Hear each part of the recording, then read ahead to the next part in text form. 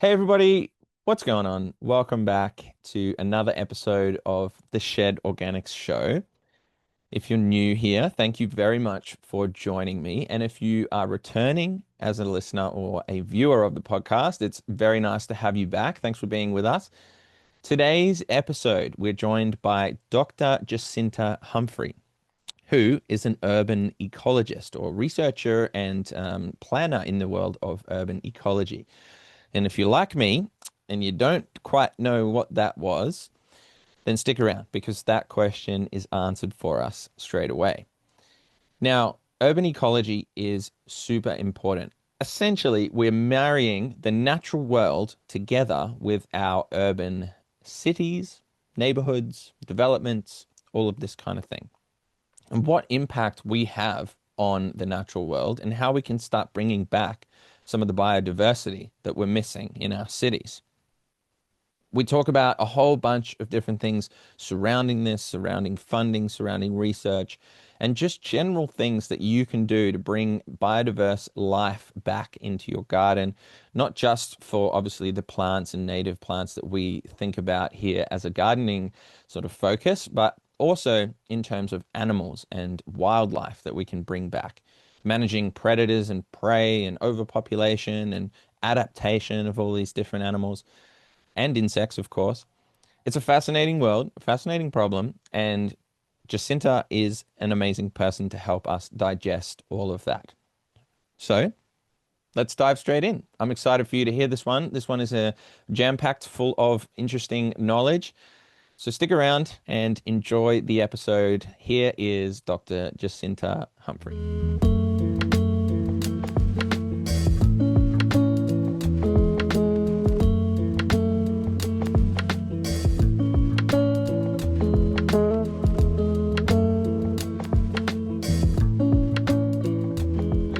Jacinta, I'm new to this whole kind of space in basic terms. Like I'm kind of trying to get my head wrapped around what it is exactly that you do.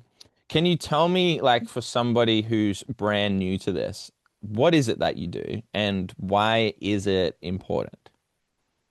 Yeah, so I'm an urban ecologist.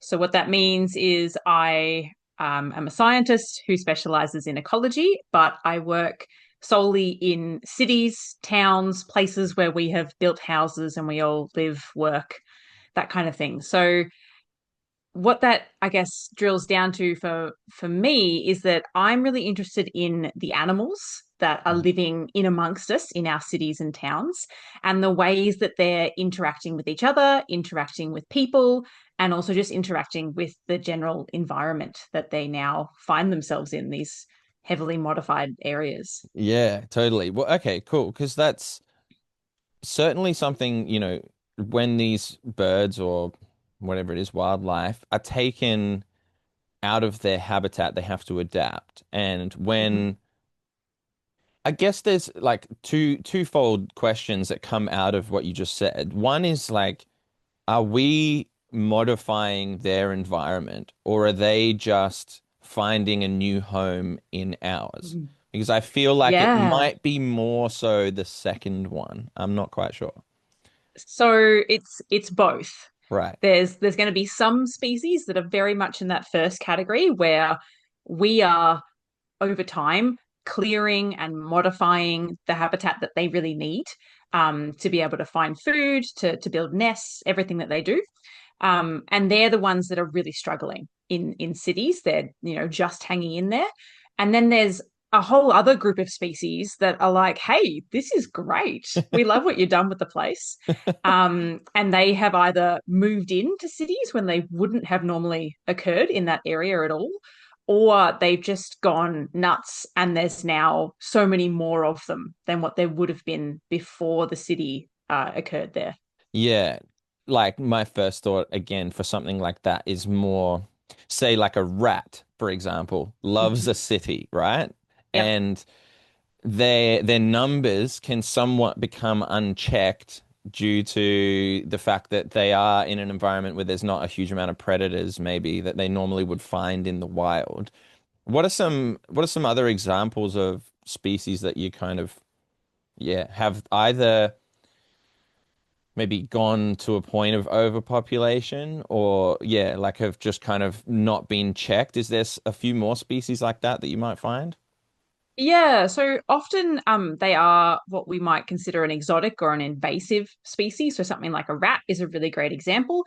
It's not native to Australia. It was introduced at some point since white settlers arrived, and they do so well in cities because there's just heaps for them to eat. They're a generalist, so that means they'll eat pretty much anything they can find, including each other, which is horrible. Yeah, Um, strange. so yeah, they've got all the perfect conditions in for them in cities, and the same for house mice. But it's also the case for things like foxes. So Mm, they are really prolific in cities, and we don't always see them because they're nocturnal. They're only awake at nighttime. But again, stacks for them to eat, and yeah, they're loving it. They're finding heaps of places where they can make things work. the other one I think of is pigeons. Yes, Like, absolutely. Pigeons, or what we might, their proper name is a rock dove, or people call them feral doves right. sometimes, but yeah, they're native to North America and Europe, but now they're here in Australia. Um, and yeah, they occur in enormous numbers in cities. I know that's something, again, they're great scavengers. Maybe it's more so the scavenger type species that seem to thrive off our waste and the things that we're throwing Yep. out. Yeah, that's definitely part of it. If they're something that is happy to eat the things that we leave behind, they're going to do really well. And then they're also potentially, I guess, they're not super scared of being around people. They're willing to tolerate Yeah. living, in amongst our settlements. So it's probably more the species that are quite shy and afraid. They don't do as well in cities. Fair point. And do you think that's something that they've developed like what I would call generationally? It's kind of been built into them and in that adaptation, year after year, generation after generation, they're more comfortable. They go, they're not there to hurt us. There's plenty of food. We can find some ways, and they sort of adapt to then being potentially unable to return to where they initially came from, right? Yeah, yeah. So definitely there has been research that's not necessarily here in Australia, but in other cities around the world that have shown that the behavior of animals does change over time in cities. And this is kind of an example of like microevolution, if Mm, you will. So, the animals that are really bold and adventurous, they're the ones that are going out and finding more food, and then they potentially are more successful. They have more offspring, yeah. and those traits get passed on through the generations, and suddenly all of them are really bold and adventurous and doing really well. True. And there's this concept, I don't know if you've come across it before, called morphic resonance. And Okay. I think it was popularized by a man named Rupert Sheldrake. And his son, Merlin Sheldrake, is massive into the world of fungi and things like this. But anyway, Yep.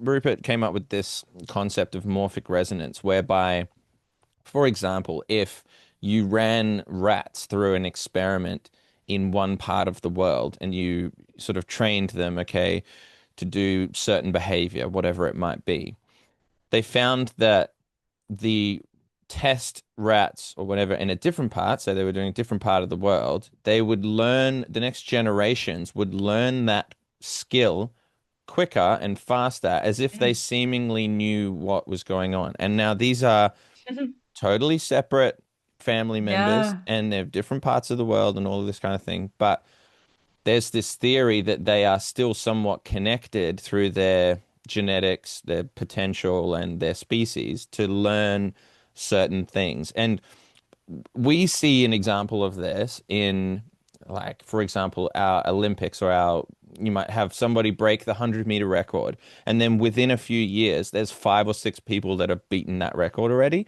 And it's Yep. like, how is that happening? And this is Mhm. something to do with that morphic resonance. So I imagine that if this is similar, you might find species that in Europe, like a pigeon or whatever, they adapted to living around a city, and then it makes more of those species around the world understand that, or generationally figure out that that's actually okay. We Mm. can go and live in these types of things. Um, Yeah. I don't expect you to talk on morphic resonance because it's not, it's still very, very up in the air, but it's something that's really interesting and it's interested me. Hmm. Do you think that the adaptations, are like worldwide and you sort of see them happening at similar rates around the world with same species? I guess certainly like back to our friend the pigeons, they're certainly infiltrating cities globally because they Yeah, occur in so many different countries now.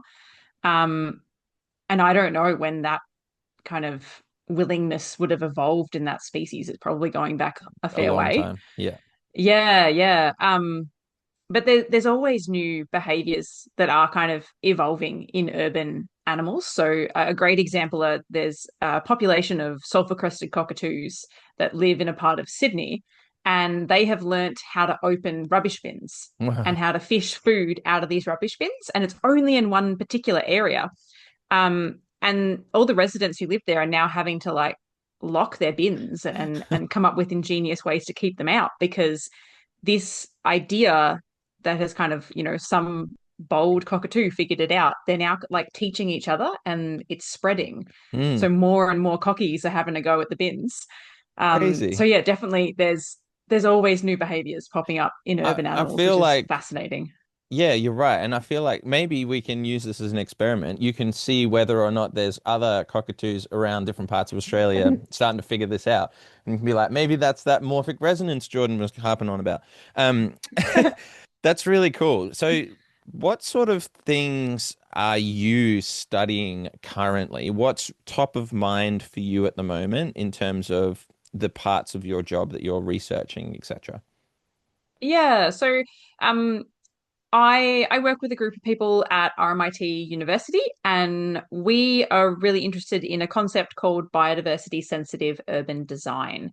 So it's this idea of kind of bringing together the fields of urban ecology and urban planning and design to try and find a way that we can create, say, new housing developments that aren't just good for people, but they're also good for all of the animals and plant species and fungi and whatever Mm, else that would naturally occur in that area because at the moment the types of developments that we're producing are pretty shit for yes, nature. There's not a lot living there, and in many cases they're not that great for people either. But totally agree. yeah, there's a better way basically, and that's what our group is all about, is trying to make that happen and trying to find the ways that we can kind of change the business as usual model.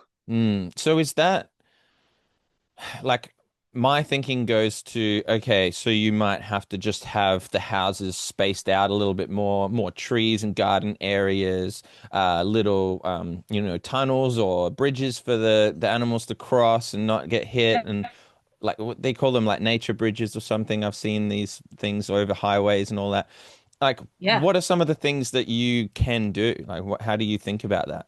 Yeah, so there's heaps of different things that you can do, and you've just like mentioned a whole bunch of really good ones. So, we think about trying to make sure, do we have enough habitat for the particular animals that might occur here, whether that's birds, wallabies, whatever it might be. Do we have enough space? Do they have enough food? Can they move around safely? So what we might call connectivity. Hmm. So that's do we have places where they can safely cross roads, whether that's above or underneath? Um, are there any particular threats that we might need to deal with? So beyond just roads and cars, but maybe there's a huge population of foxes that's going to be an issue, or something like that. And are there ways that we can kind of get the community on board so that they're having positive interactions with these animals when they see them and they're super keen to do more? So yeah, we want to see kind of changes in the way that people think about streets, for example. So rather than it just being a patch of exotic lawn and maybe a street tree, see if we can get some more vegetation into that space. See if we can maybe make some of the footpaths a little bit narrower so that there's more space to be able to plant things. Maybe your footpath's a bit winding on one side of the road, so you've got little pockets that kind Yeah. of can be used to create some structure for wildlife to use, and great for invertebrates like our native bees. um we can also be thinking about obviously having preferably indigenous plantings rather than Yes. having just exotic trees going Hmm. in, and having a wide diversity of different plants going in as well. So it's not Yeah. just some monoculture. We have a whole range of different plant resources, things that are going to flower at different times of the year. So Hmm. they're providing food resources all year round. Um, what else? We can have elevated watering points for birds as well. So there's these really cool things called cocky troughs, which is hard to say. Yeah. And they've been installed in parks in Perth. So they're kind of elevated water troughs that automatically refill, and all of the black cockatoos over in that part of the Australia come in and drink and bathe in these troughs, and it's super cool for the humans who Yeah. are seeing these birds in their parks, and it's also really great for the birds because there's often not a lot of water in WA. So things like that we could be looking to replicate over on the East Coast as well. That's really cool. It sounds like there's plenty of ideas and Mhm. I presume plenty of examples like that where you've got, you can say, oh, hey, that really worked over here. This really worked over here. Is it difficult from your standpoint to have a bit of a test area? Like, because you're Yes. fighting up against, say, these big money companies that are wanting to build lots of areas, and you're coming and going, Mhm. maybe a little bit less houses, maybe a little bit more green, and they're going, that's Yeah, coming out of my budget. Like, absolutely. is that something you're finding difficult to get areas where we can go, let's actually fully implement this in one town or area where we're starting to build? Mm. Do you get any of that, or is it just like, okay, this worked here, this worked, this worked, this worked, these are the techniques, and then try and encourage people to put some of those in? Yeah, so it is really hard, as you say. There's some developers out there are very focused on the bottom line, and it's all about what they call housing yield.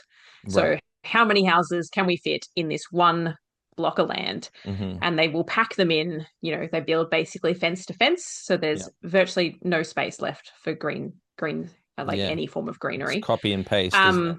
Um, yeah, Legoland. Yeah.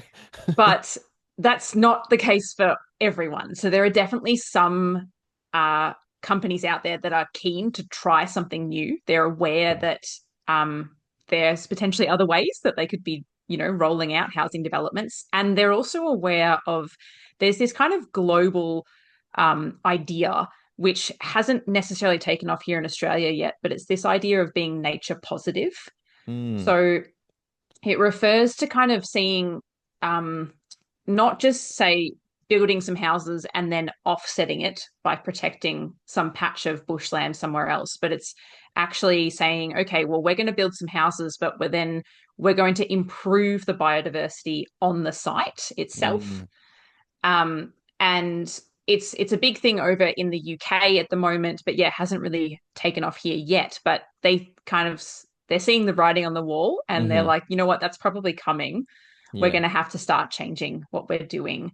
Um, but it is really hard because a lot of the time we don't know what these things are going to cost to implement on a big scale, and there's a lot of concern about, well, we're going to go over budget, and Mm, it's it's hard to deliver housing as it is from a financial perspective. They don't want it to be too expensive for the person who ends up buying that home.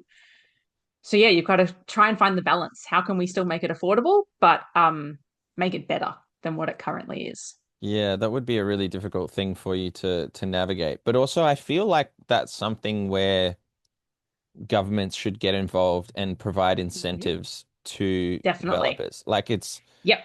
you've got this wonderful appeal of living in a country like ours and saying, we've got all this amazing wildlife and, it's a Mhm. wonderful country to live, but then we're not going to go and protect that. We're actually going to tear it down and just provide concrete Exactly. jungles for us to live in.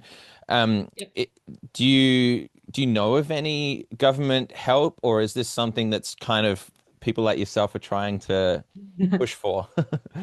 Yeah. So in certain parts of Australia, this has been kind of written into planning schemes. So ACT is the best example.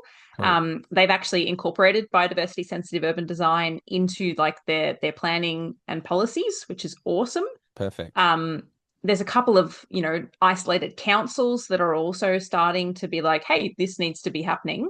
Hmm. But yeah, not yet at kind of a broad scale, unfortunately. And I definitely think that governments could be involved. So like we've already seen some governments keen to like provide rebates or funding if say you're going to put solar panels on your roof. Yeah. So from like a climate change mitigation perspective. So I don't see why we couldn't be doing something similar from a biodiversity conservation perspective. Like it's also going to have some benefits Yeah. in terms of mitigating climate change, but it's going to create, spaces that are so much better for people to live in as well. Yeah, you're right. So much better, more like I guess healthy, like for us. We're more connected still with nature, and Mm-hmm. you keep mentioning biodiversity and diversity in general. It's something that I talk about a lot, like that nature's middle name is kind of diversity, right? It just seems Yes. to work so much better in so many ways when you've got more diversity. Everything seems to balance out in that Yep. instance. Man, I'm thinking how difficult it is because we are such a, as human beings, we're so, I don't want to use the word that's like invasive or like this type of thing where, people, we kind of just spread and seem to cause havoc against the natural world. Yep. And for whatever reason, the definition of nature in the dictionary is anything other than like man-made Yes. or us, which is like wild, putting us against, like in opposition to it. How do you how do you see us in urban environments? How can we, like, this is such a kind of broad and deep question at the same time. Like, what's your first thoughts when we're trying to play our role in that biodiversity? You've got, like, if we went out and lived in the jungle, it's much more like we're um in nature. Every nature is kind of the 98% and we're the 2% in that Mm-hmm. situation, right? But in a Yep. city, it's the complete flip. The nature is the 2%, or we're the majority of that. And I feel like finding that balance of biodiversity where one species and another species balance each other out, you've got a predator and a prey and all of these things working in harmony together. Is that even possible in a city Mm-hmm. environment? Like how can you get in like increased biodiversity to a point where everything is harmonious? How difficult is that? It's incredibly difficult. Like I we imagine. have systematically changed things Mm, in so many places across the planet. And I think like the big thing about working in urban ecology is you kind of need to accept that this is a novel ecosystem that we've created. So this is entirely new and unique, and each city is probably unique as mm, well in its own way. So if we're looking to say restore biodiversity, bring back some of those locally indigenous species, there's no way that we can, restore a dry grassy woodland, for yeah. example, or a temperate rainforest that you might have up in Brizzy. Yeah. You're just not going to get back to that original plant community because the conditions have shifted so much. So it's about finding the best possible kind of compromise. Yeah. We Okay. still need to have places for people to live, and we have to acknowledge that we have changed this land so much over the last 200, 300 years. So it's saying, well, what will still grow here? What can still live in these environments? How can we retrofit them to Mm. make them a bit better than what they are now without fully approaching the original ecosystem? Yeah, that does make a lot of sense. It's just kind of going, look, it is what it is. We need to live. We need to be in these, well, need maybe is the wrong word, but we find ourselves in a position where we are, in cities and things like this. One thing that Eric pointed out, who I mentioned to you before starting, Eric Mm, works with these urban gardens, and for those who haven't seen the episode, highly recommend checking it out. But he talks about when designing for a building, for example, a garden for a building that can hold and host habitat for birds, species, insects, all of these types of things. He's thinking about two things that I want to mention. One is the succession. So we're trying to kind of take it somewhere. So we've got to figure out where we are currently and then use species and things to direct it towards that way. Now, whether that's, Yep. introducing, like he said, on the top of a building, you're not going to be putting these really delicate flowers and things like this. You want some hardy grasses and all of this that are going to break up the wind and be able to absorb all the sun and blah, blah, blah. And then underneath that, you start bringing in these other species. And as that first one grows, it, moves on to the next one, and we develop this succession until we have the environment that we want. I presume it's similar with the animals and that type of thing as well. But the second thing that he talks about a lot is, I guess, looking in nature and other areas of nature to see what is working in a similar style. So again, Mhm. working off the side of a building, he's looking at plant species that are living off the side of a cliff, for example, Yep. because that's similar. It's saying, how do they survive in this small little bit of aggregate or medium? And they're able to start doing what they do, and then they bring in habitat and all of that sort of thing, right? Yep. So are you looking at areas in nature around the world and looking, I guess, obviously it would have to be more localized. We're looking at local species. So you might be, if you've got a housing estate that's got loads and loads of concrete and minimal Mm. grassland and grassed areas, are we looking at parts of nature that have minimal grasses to the species that might do well, and then saying, okay, let's try and focus on them first, and then they might introduce something else, and then because that population's up, then you'll bring the predators in and et cetera, et cetera. Yeah. So I guess it kind of depends on like what your end goal is. Mm, So if we're say, a lot of these housing developments that are going into Melbourne, they're going on to land that was previously covered with volcanic grasslands. So right. probably didn't have a lot of large trees in the landscape. It was all just kind of understory, but like really dense, super diverse. Um, so in those kind of places, obviously it'd be great to bring back a lot of that grassland vegetation, but we also have to think about livability for people, and we're going to need trees to Mm, provide shade and cooling and all the rest of it. So you're going to need to kind of work with a bit of both. um, but definitely from like an animal perspective, if we're trying to pick potential target species for a project, we're going to be looking at what used to occur in this area prior to development. um, how far away are like recent records for different yeah. animals. So maybe they've been seen 3 kilometers down the road, and we have to think about, well, is it feasible for them to travel that far to get to this site if it was restored? And if they can travel that far, can they do it safely? Are Mm. there corridors that they can move along where that's actually going to be possible? So often it's a lot easier if we're dealing with birds because they can fly, Yeah, true. especially larger birds. They can travel pretty long distances. But yeah, if we're dealing with something that's on the ground, it gets a lot trickier to think about how are they going to safely move through the landscape to get back to this habitat you're creating.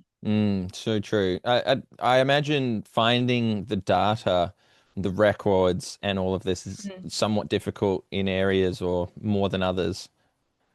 Yeah, there is the amount of records you have varies quite a bit depending on where the site is and the type of animals you're looking for. So, say invertebrates, if we're talking native bees, butterflies, dragonflies, unfortunately, there aren't a lot of records a lot of Mm. the time because people are unfortunately more interested in vertebrates, Yeah. and I'm partly to blame for that group of people. So there's always plenty of records of birds because there's so many birders out there, like citizen scientists who Yeah. just happily share what they see. Like Um, iNaturalist is a really good resource. Hey, yeah. Absolutely. Yeah. Yeah, yeah. So iNaturalist is awesome. So is the Atlas of Living Australia. Oh, didn't know So that that one. brings, yeah, yeah, look it up. It's really good. It's all publicly available. It's got records of any type of life that you're interested in, whether Cool. it's fungi through to, large mammals, doesn't matter. It's all there. Awesome. Yeah, that's really cool. Yeah, wow. So thinking about planning an area or say say for example there's a plan of a new housing development about to go in. How involved are you in the process or people like yourself in terms of that process? Are you there plenty of time beforehand to scope out the area, gather some data and go, okay, this is what we should add to the planning? Or are they handing the plan over and saying, we've got 500 houses going in on this square block, make it better for animals? Yeah, so that's a always a big issue that we come up against is that say in the latter option where they're going, the plan's already set, there it is. What should we do about animals? Um, you're not going to get the best outcomes in No. that scenario because they've pretty much already decided what's happening, and you've got Mm, to try and add in little bits of greenery here and there. So definitely, it's always better if someone like an ecologist is involved from the get-go, yeah. so that you can have those conversations with the developers or the landowner or whoever to kind of say, what are your visions for this development? Where are we heading? What do you want to achieve? What are the types of species that you'd like to see in this landscape? And we can kind of Mm, think about what's feasible, um, what they can afford financially in terms yeah. of creating habitat. And then we can actually, yeah, kind of strategically position things within their plan um, to try and make sure that everything is connected and it's actually going to work. Mm, yeah, that's right. I imagine you need to have someone, like you said, from the get-go that's working with planners because that's part of town planning. It's part of the planning is to now start thinking about the impact that this area is going to have on the wildlife or the natural world, and then what we can do about it. But it's leaving it in the hands of, the big companies, the big developers, the all of this. Mhm. What about if, say, I had bought myself a little block of land in suburbia, uh, and I had a fresh patch in the middle of suburbia, right? Your neighborhood is what it is. It's already established. It's been there, and I've got a piece of land or even a previous house. I've bought a house and there's a house on the land. What could I do or somebody do to bring more biodiversity into that space, or just to think about the wildlife in general? Yeah. There's assuming you have a garden in Yeah, this well, exactly. house. Yes. Let's say you have a garden.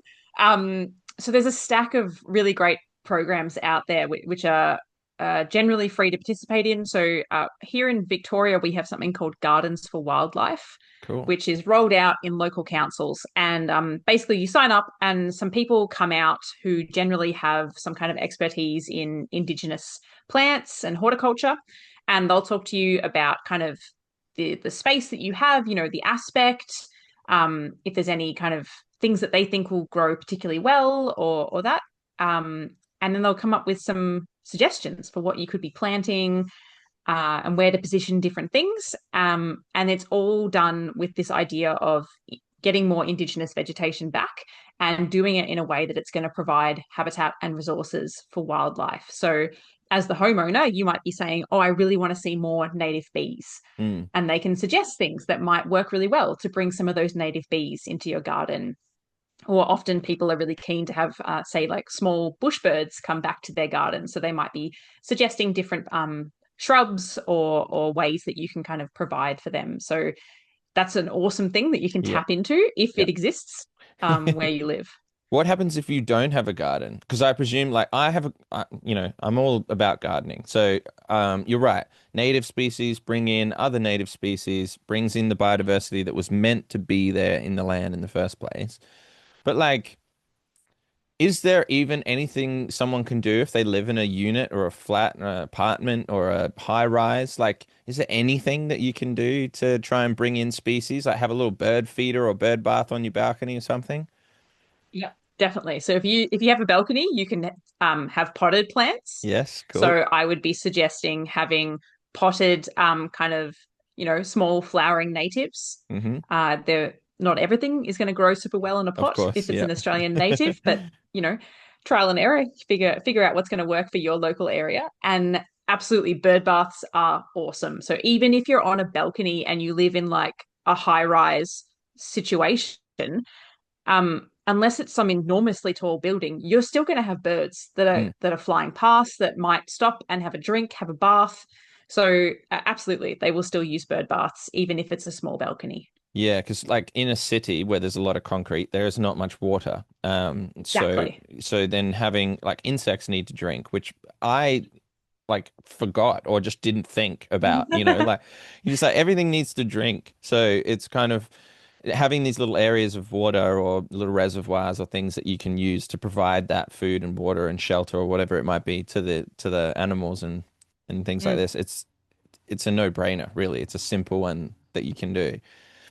Um, let's talk about your research a little bit. Okay, so yeah. you spend a lot of time researching, is that right? Is that kind of like your main thing at the moment? And Um, what do you research? What do you sit down to, when you sit down to go, I'm going to research something today or a project or whatever it is? I mean, it's probably directed by funding and what you guys are all working together as. But what are you guys actually studying at the moment? And what's a typical sort of day like for research in your field? yeah. So, oh, that's a big question.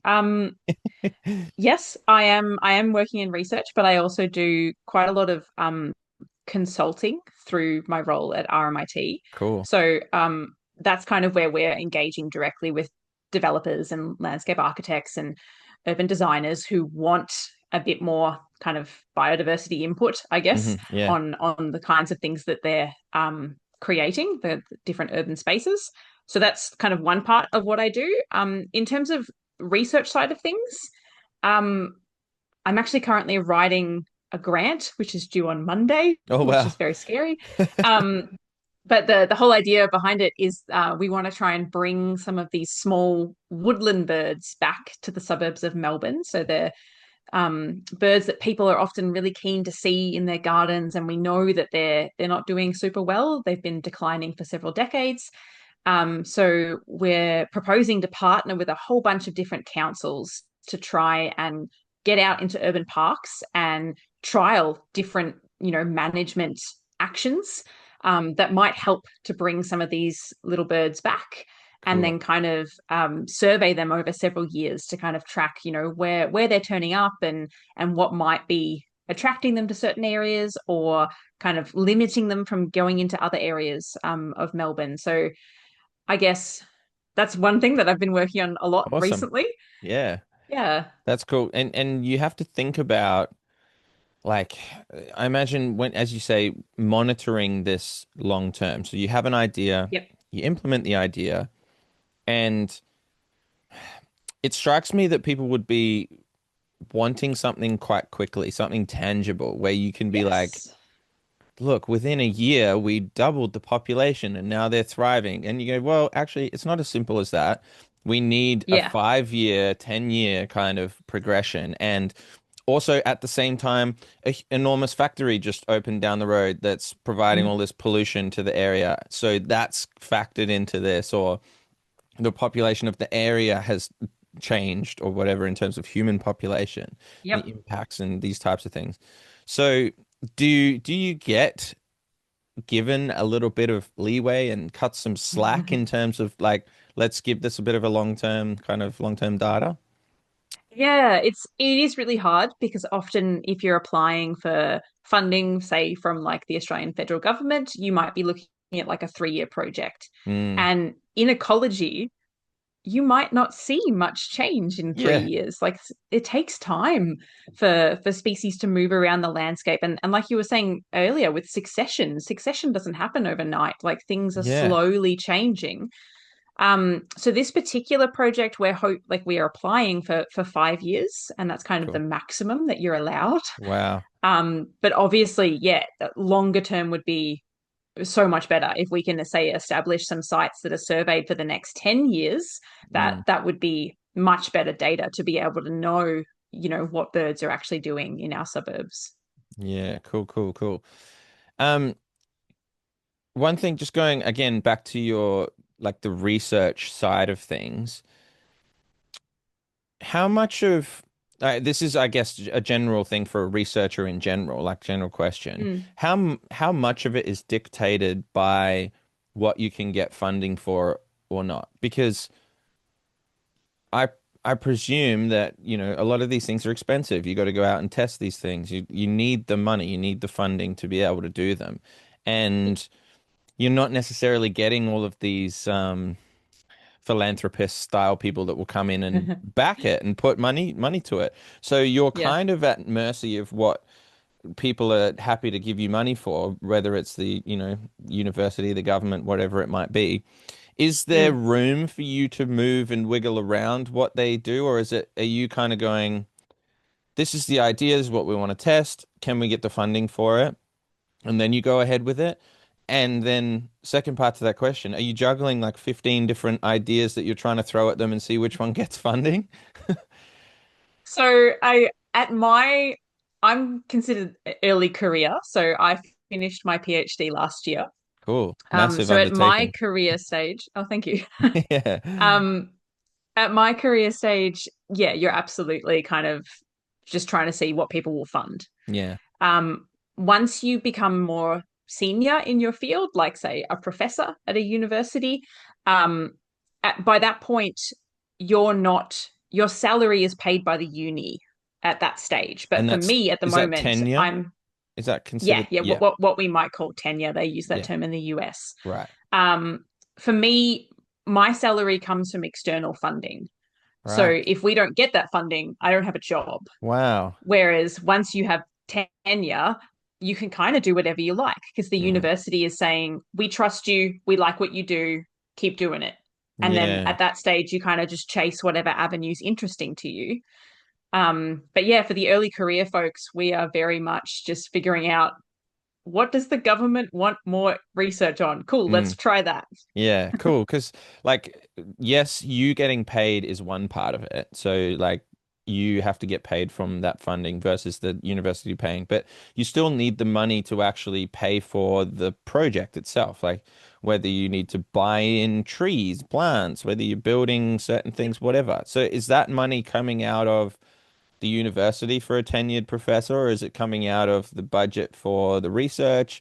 Like if you get to the point where you're tenured and you can just choose what your heart desires, how do you go, hey, like my heart desires something very expensive. Can I have some money? Like how does that work? You would need to source that funding from outside the uni. So Yeah. you might partner with other organizations and they might say, sure, we'll chuck in 3,000 seedlings for you. There you go. Yeah, Or whatever it is that you need.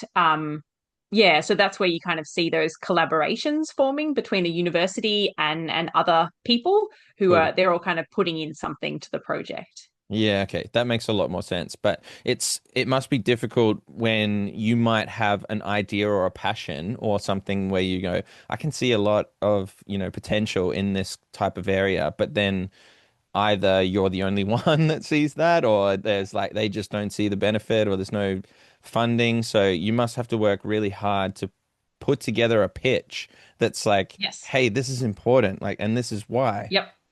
Yep, absolutely. So that's what I've been working on the last few weeks is trying to say like how do we like write this in a way that people go, yes, this is good and these people should Yeah. be funded to be able to go out and do this. So it's about like for my field it's like explaining the potential benefits for birds but then also explaining the benefits for people Mm. because often that's what people care about is well how's it going to affect me or my community or whatever.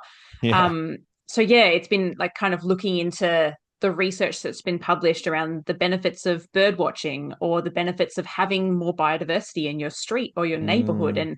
And luckily there is quite a bit of research on that, but it's yeah slightly adjacent to my field, I guess. Yeah, that's really like it's strange how that works, hey, because you've got to pitch to their interests. So Yeah. they might not care. Like they might be maybe not care, but they might be focused on other things, and Yes. whether like they don't necessarily notice having one bird species or four bird species and what difference that is to the land, but or to the bird, but what Mm. difference does it make to them? And you might have to come up with certain stories that connect with people or just like reasons that are going to tug at their heartstrings or something and go, hey, like this Yeah. is it, but backed with, data and all of this kind of thing. So you're becoming a bit of you got to convince these people to care about something that they might not Yep. necessarily care about. Yeah. Do you find that's a like do you find that takes away at all from the research you got to do, or does it make what you're doing have to adapt into a different mold that might take it away from its initial inspiration or meaning and purpose?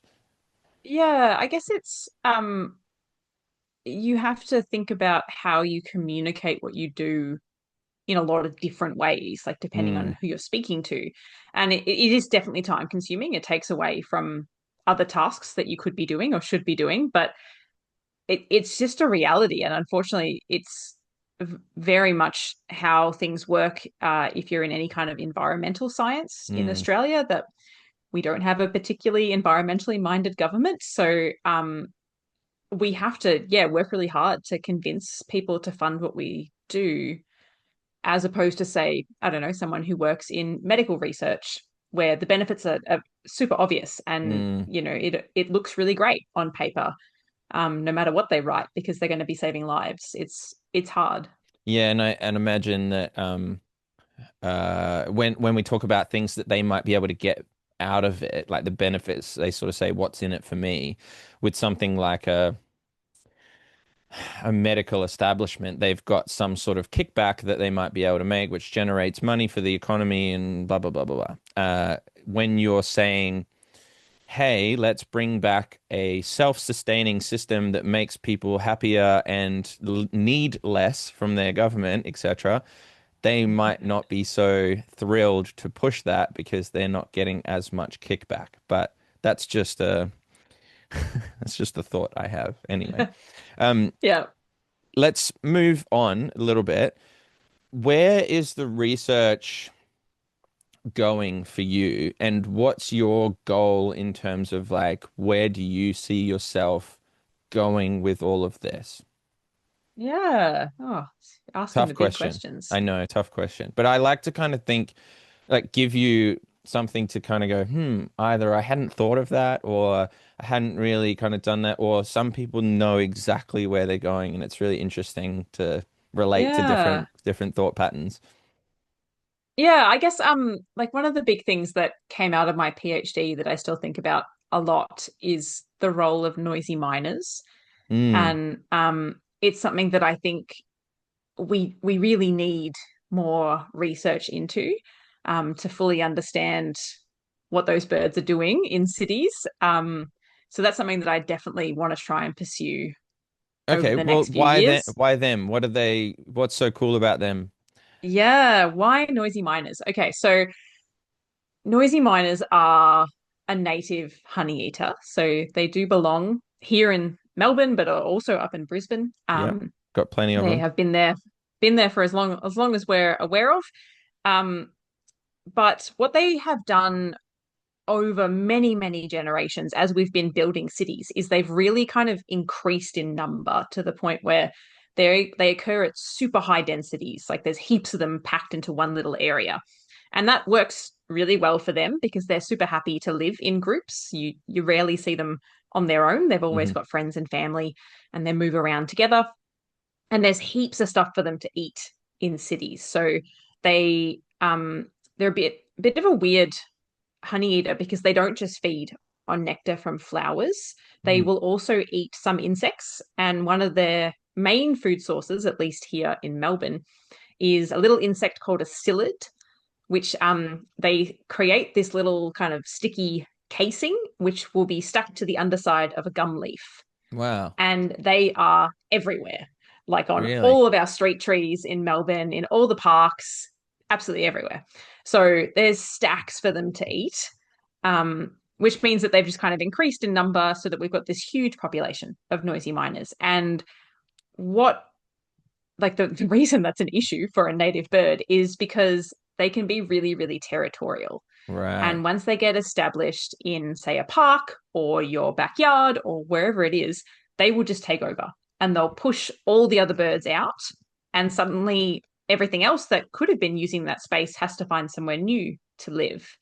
And, over time, the amount of space they have is really decreasing with, Mm. noisy miners, but also all the development that we're Yeah. doing in cities. So I think it's a really interesting kind of system in that, we're continually changing the environment in the way that we're developing more houses and clearing vegetation. But then you've also got this native species that's seems to be having a massive impact Yeah. on the other birds that can live in that area. So I think if we're going to get really good outcomes for bringing biodiversity back, we also need to be dealing with the noisy miner as Mm. well. But it's a super difficult thing because they're protected under federal law as a native animal. So it's not like we can go out and just start killing them. Not that I Yeah. think we should, Yeah. Of because course. it's Yeah. not their fault. Um, but yeah, we have to find a way that's going to kind of reduce their numbers a little bit, so that some of our other birds can still coexist with them. Because at the Mm. moment, they're just everywhere and super problematic. Yeah, and like for a rat, for example, that's easy to convince somebody, hey, we've got too many rats. We Yep. need to bring in something that's a predator or something to balance it out or whatever. But Yep. when, yeah, when it's a native species that is protected, it's kind of like you got nowhere to go with it. And Yeah. Yeah. do they have And any predators of like that would naturally take them out or like cats? they do. Like, yeah, cats are probably a big one. That's not a natural predator. Yeah. Um, but like they would be eaten by owls or Yeah. something if an owl was lucky enough to find one. Obviously, they're awake at different times of the day, so they'd have to find a nest or something, find where they're sleeping. Um, but beyond that, probably not a lot Mm. of native predators. That we don't have anything in our cities that's like on the ground, say like dingoes, for example. Yeah. We don't have them. In this part of Australia, at least, there's nothing that's going to be roaming around and Mm. eating, a small bird. So it's really tricky. There's nothing to keep it in check. No. That just mentioning cats, like domestic Yep. animals must be a huge consideration for you as well. Like it's not Yes. only that we live in cities and things like this. Nearly everybody has a pet of some sort, Yep. seemingly. Me too. And, I've got two beautiful dogs and like my German Shepherd, natural hunting instinct, loves to go Absolutely. and chase around some of the birds when he sees them. And Yep. as much as I try to, make sure that he doesn't, if I'm not watching him, he might chase one. And Yep. he's just lucky that he's a little slow and silly. But these animals that we're trying to bring in and bring back biodiversity and things like that, we're also trying to have them co-inhabit areas that have domesticated killers like Yep. dogs and cats. Absolutely. So Yeah. Yeah. so how much of that is in your thought process with those types of things too? Yeah, yeah. So cats definitely are something that I think about a lot. I am a cat owner. I really Awesome. love them as a Same, yeah. domestic pet. Um, but they do not belong on our streets. They don't belong in our parks. They belong solely in your house. Yeah. So um certainly if we're thinking about trying to bring birds back to any kind of urban area, there's going to be massive predation risk from free roaming domestic cats, whether they are owned or feral living on the streets. So it's something that a lot of councils that we've been talking to are really aware of. And some of them are looking at bringing in things like cat containment policies. Hmm. So that would mean that residents would either have to keep their cats indoors. Sometimes it's only at night, sometimes it's only during the day, sometimes it's 24/7. I don't know why it isn't just 24/7, Yeah. but anyway. Um, yeah, so things like that are definitely going to play a role. So you could create a really lovely patch of habitat and, somehow exclude things like noisy miners. But if you've got cats moving through that area all the time, your little native birds are just not going to be able to cope because they're going No. to be dealing with constant risks of getting eaten. So yes, cat containment is a big one. For dogs, it's a little bit different. So they won't actually, in most cases, they won't actually catch and kill Mm. native animals. They just want to chase them. It's just Yeah. a bit of fun, Yeah. like your German Absolutely. It's a Shepherd. game. So it's a game. Yeah, yeah. So they're not having that direct impact in terms of kind of eating them, but they're definitely creating what people call landscapes of fear. Mm. So it's this idea that, the local dog park is a terrifying place if you're a bird, and you're Yeah. probably going to avoid that area entirely because Yes. it's full of these, predators running around like crazy. So it means that you're kind of further restricting the amount of habitat that's available if they're then going, well, that patch isn't suitable because it's full of Mm. dogs.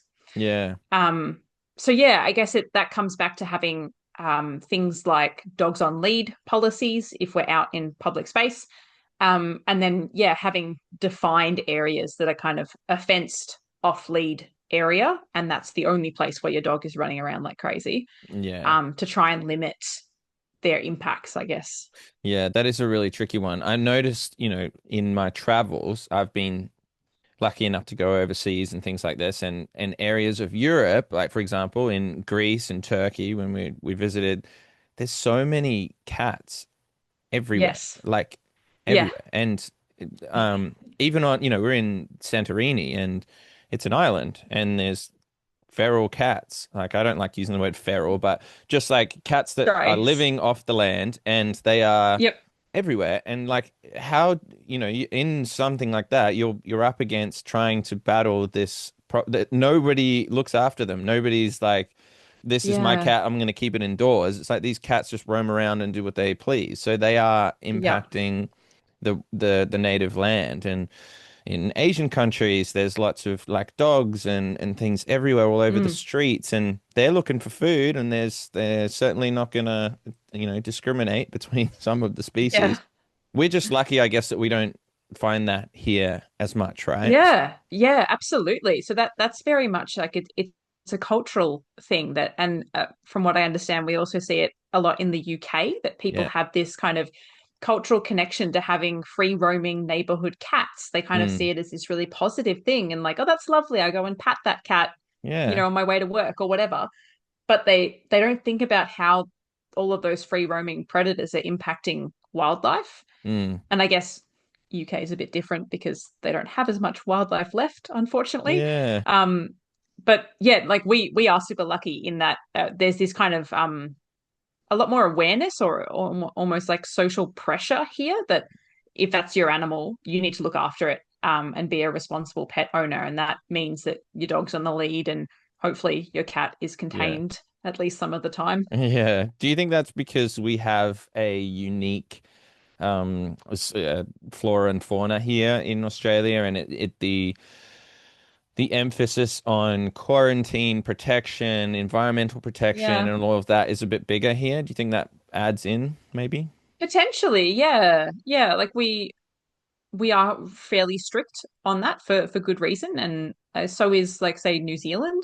Mm. They're also very strict on quarantine and that kind of thing, but I I think they also have a lot of issues with domestic cats eating Yeah. wildlife. So Yeah, yeah. true. Okay, last thing that I want to touch on the impact that we have as human beings, that I was going to mention earlier, but lost track. We Yeah. are so much today in a modern society using chemicals. I'll use that word. Mm. Yep. Sprays, whatever it might be. How much of an impact is the management of the area, whether it be from the person themselves spraying the Roundup for their weeds on their front lawn or Mm. driveway, whatever, versus the council going and spraying things, or just general petrol fumes and all of this Yeah. pollution that we're bringing in? How much Mm. of that are you trying to work with councils and things to say, look, that's a really big impact on the insects that we see and all of this plant life? Are you talking about these kinds of things with them, and how much of it is a consideration? Yeah. things like insecticide and pesticides always come up if we're talking about, say, implementing biodiversity sensitive urban design somewhere, because absolutely it's gonna take out any native invertebrates that you've got in that area, which is obviously really bad for them. But then it's also going to have kind of impacts further up the food chain. So anything that's feeding on those insects then doesn't have anything to eat. So whether that's birds, microbats are a big one. Yeah. Um, Microbats are so cool and no one ever sees them, but they're these little tiny native bats that are flying around everywhere at night, Cool. especially in cities. And they eat insects, they help control mosquito populations, they do heaps of cool stuff. But yeah, if we've got lots of insecticide and pesticide, there's just nothing for those bats to eat and they're not going to be able to survive there. So it's definitely something that comes up. Um, it's really hard though, because then in some cases you're talking about influencing what people do on their own private land, Mm. and people can be very protective about their, yeah, Yeah. freedoms, to use an American word, Yeah. Yeah. to kind of do whatever they want on their land, which, fair enough, but it has flow-on effects. Like, animals don't care where your property boundary ends and your Oh, neighbor's totally. begins. And That's like irrelevant. the fence line or the boundary line is irrelevant. You're connected on the same piece of earth. Like it connects Exactly. under the ground and, Yep. presumably somewhere connects country to country underground and under the oceans. And we're all on the same flying rock around the sun. So like it is.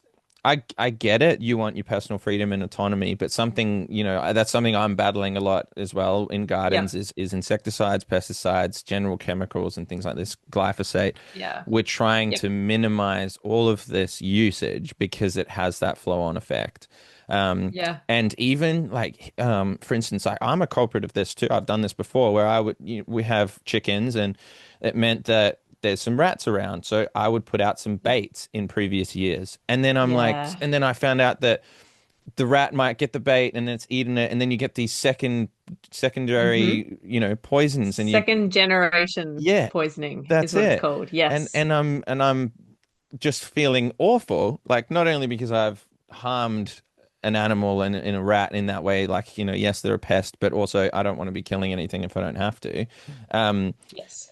and then we're getting to a point of, yeah, like you're getting these secondary poisons, the birds are being affected, and it's it's just one of these things that, yes, you could probably have a really beautifully designed neighborhood city that has all of these ecological areas and bringing back all this biodiversity. But if then we're going and spraying everything that's going to kill them or whatever, Mm. we're just undoing or just blocking Yep. ourselves in that instance. Yeah. And going back to that 3 to 5 year type of thing, it's like, yeah, well, how much pesticide was used in this area?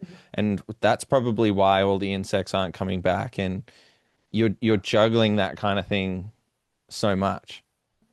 Yeah. Yeah. So that's why, like, community outreach and education is so important in urban ecology, so much more so than I think any other field of ecology, because there are so many people Hmm. that are living here and they all have their own little patch, and they're all going to want to manage that in different ways. So we need to be doing everything we can to kind of communicate the benefits of avoiding pesticides or rat poison or whatever it is, um, so that we're kind of bringing people along on this journey, that everyone's kind of more or less on the same page. Hmm. Hopefully you can change some minds and yeah, get some better outcomes at the end. Yeah, the more people that are on board, the better, right? I suppose. Like you can't convince everybody, but at least if Yeah. the majority end up trying to be conscious about all of these things, then it's going to have a majority effect in terms of being positive in general. Yes. Because Yeah. everyone's working together.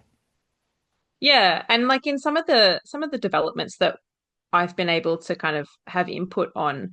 So there's one that's being put in by a developer called Nightingale. So they try to do really kind of low cost housing that's kind of higher density living. So we're talking townhouses close together, but they're doing it in a way that does still incorporate greening and biodiversity and that kind Cool. of thing.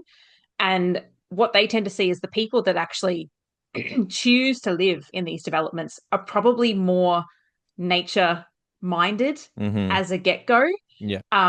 So that also helps when the type of people that are choosing to move into these spaces are already kind of on your side. Yeah, you're definitely right. And I think like exposure to these things makes you care more, or like we were saying before, like it really has to matter to the person individually Mm, to do something yep. about it. You can't just go, hey, look, this small town over in this area that you've never heard of before and whatever, there's a species of bird that, isn't doing so well. Can you do something about it? They're not going to bat an Yeah. eyelid at that kind of thing. And we see that so often with that disconnect. They're just, or even this surprises me a little bit. I don't know whether how you feel about this kind of thing, but doing things for our future generations, like thinking about the kids of my kids, like Hmm. they've got to live somewhere. And Yep. do we want to leave behind something that's just like falling apart because it doesn't impact me? It's like, well, I'll be dead. It doesn't matter. Like they can figure it out. Yeah. There's so many people that don't really mind what happens post their life. And this is a long game. We're trying to play the long game for generations to come. And Yeah. changing that mindset, I guess, is a difficult thing. It is. It's really difficult. And I guess my hope is that through, the challenges that we're going to face with climate change, that people might start to realize that your Mm, kids are going to be living in a really different climate to what we were born into.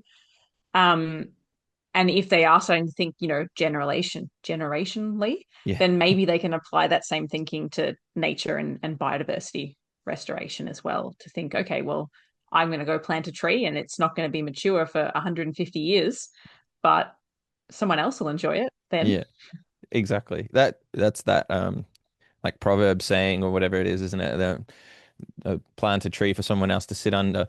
Um, Yeah. that's amazing. Let me ask one last thing. If someone is interested in what they've heard today from you, how do you get into working in this space? Is it going through ecology degrees? And how many sort of different points of entry or places that they can come to find out more about it are there? Yeah. So, um, yes, I would recommend that if you're interested in urban ecology, you look at going to university. Unfortunately, it is often a key part. Oh, well, it is what it is. So yeah, it is what it is. So not all universities will have something called, a Bachelor of Ecology or something. They often go by different names. It could be environmental science, could be biological science. My degree was actually called Wildlife and Conservation, I Yeah, think, right. my undergrad. So it had quite a specific, attractive name from the get-go, which Yeah. I loved. But yeah, it goes by different names. So basically, you want to be studying something that is going to cover both botany and zoology, and Hmm. you can kind of specialize as you go, whether you're more of an animal person, more of a plant person. Um, yeah, and then I guess for me, I kind of continued on and went down the research path. So I did an honors year and then a PhD. That's crazy. And that's a lot of studying, isn't it? It is. It is a lot. Yeah, but I'm so impressed by everything that you're doing, and I'm so glad that we got to have a chat because I think it's a job that I was kind of unaware of that, Yeah. exists. Like it's kind of, but then thinking about it goes, that's a no-brainer in terms of somebody like you that we need. It's saying we're trying to connect what we're doing on one hand with what the world is trying or the nature is trying to do, and we're trying to bring those together in a harmonious way that provides longevity for both us and the natural world, right? Yeah. Yeah. Exactly. Yeah.